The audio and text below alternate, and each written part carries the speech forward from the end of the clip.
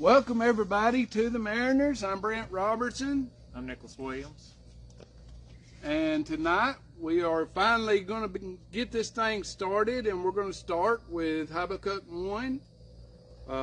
Man, I tell you what, the Lord has really been dealing with me about getting this thing started back, and it seems like every time we wanted to get it started back, the weather would kind of interrupt things. But we're here today. It is an absolute gorgeous day, and we're going to see what the Lord has to say.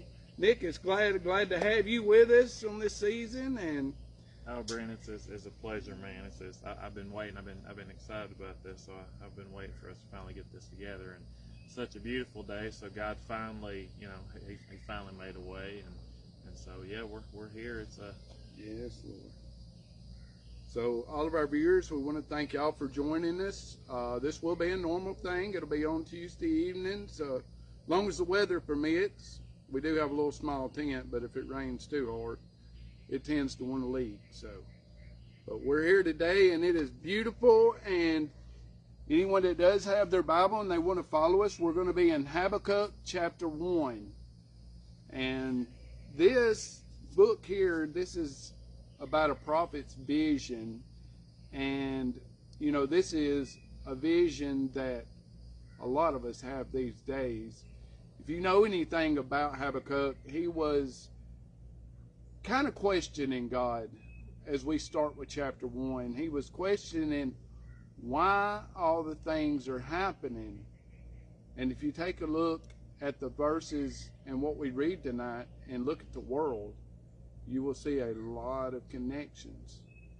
So tonight I'm going to start here in verse 1, and we're going to try to go all the way to 11. We'll see if we make it.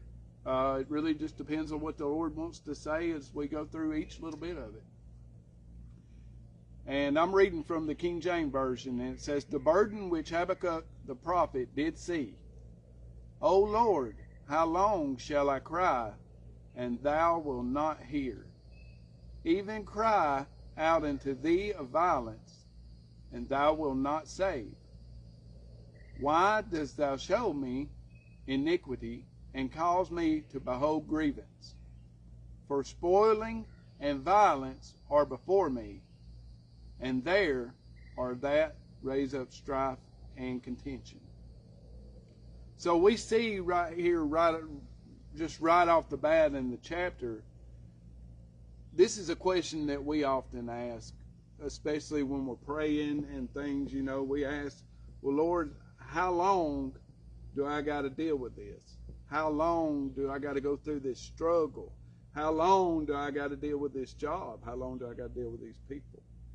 And these days, we're dealing with it every day. If you're a born-again believer and you're trying to tighten your walk, so to speak, daily, these are things that I'm sure that you ask the Lord, because I do all the time. Sometimes we feel like He don't hear us, Nick. Sometimes. But we know that our prayers don't hit the ceiling.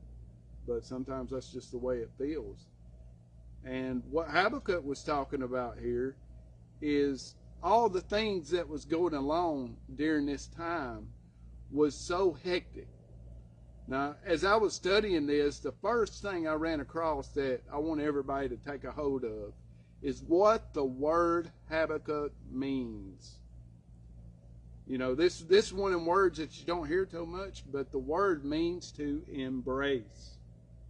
And when I read that, I was like, wow. So basically, God was telling him that sometimes you have to embrace things before things change. And I thought it was really interesting that his name meant embrace. So I know you got a lot of notes tonight also, Nick. What did you get out of just the first few verses? So the way this read out to me, it was kind of like a perspective of like the atheist, the agnostic, basically the unbeliever. It's like if God is so good, then why does He let bad things happen to good people? Like that was automatically the first perspective that I got from the beginning of this. So. We do often ask that. If you turn the news on these days, or You know, you get on the internet, man, that's all you see is all the bad, all the bad, all the bad. And we know the media lies to us these days, but it seems like every time you turn the TV on, that's what you're seeing is nothing but bad. And, you know, we saw about a wreck that happened. We're actually going on vacation in the morning, and we saw a major wreck that took place in Gatlinburg where a lady had a heart attack and had a 6-car pileup Oh my God. because of it. So, you know, sometimes we don't understand. But as I was talking to a friend today at work, you know, we were actually talking about this book.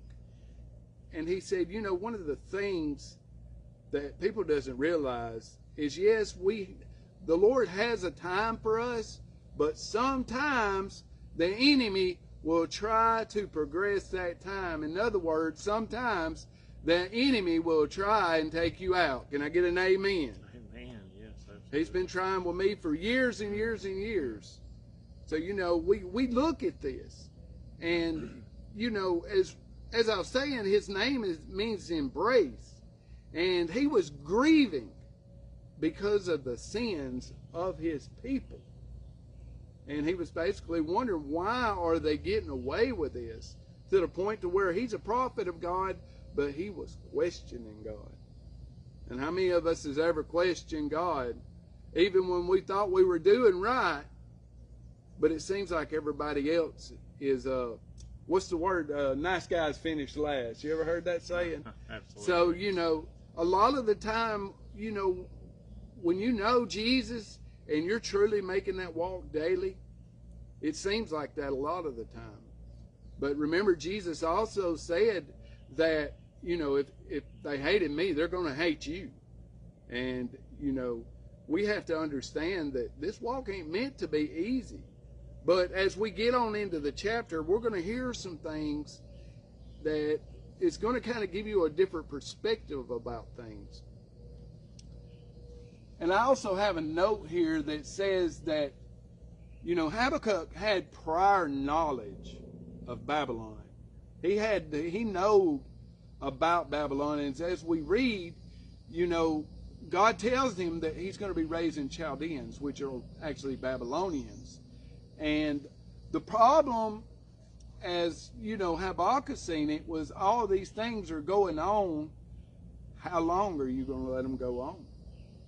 And, you know, often that's what we're asking. That's the very question we're asking, is how long is this thing going to go on? And we know that time is short. And, you know, even Revelation speaks about the saints just awaiting for Jesus to return, just waiting for all those things to take place during that silence. And as I was reading this, that silence kind of come to mind, and I was thinking. So, you know, I believe that after Habakkuk asked this, I believe he was probably in a large silence. He was just thinking, waiting on a reply. And if you want to, Nick, go ahead and read right there, starting at verse 4. I think it's where we left off. Therefore the law is powerless, and justice never goes forth. For the wicked surround the righteous, therefore perverse judgment proceeds. Look among the nations and watch, this is the Lord's reply. Be utterly astounded, for I will work a work in your days which you would not believe, though it were told you. For indeed I am raising up the Chaldeans, a bitter and hasty nation, which marches through the breadth of the earth, to possess dwelling places that are not theirs. They are terrible and dreadful. Their judgment and their dignity proceed from themselves. Their horses also are swifter than leopards, and more fierce than evening wolves. Their chargers charge ahead. Their cavalry comes from afar. They fly as the eagle that hastens to eat. They all come for violence. Their faces are set like the east wind. They gather captives like sand. They scoff at kings and princes, are scorned by them. They deride every stronghold, for they heap up earthen mounds and seize it. Then his mind changes, and he transgresses. He commits offense, ascribing this power to his God. So the law is slack. That's exactly the way we feel like today. That everybody who don't know Jesus is just getting a free ticket. That's the way it feels. And, you know, I'm reminded in that movie, God's Not Dead,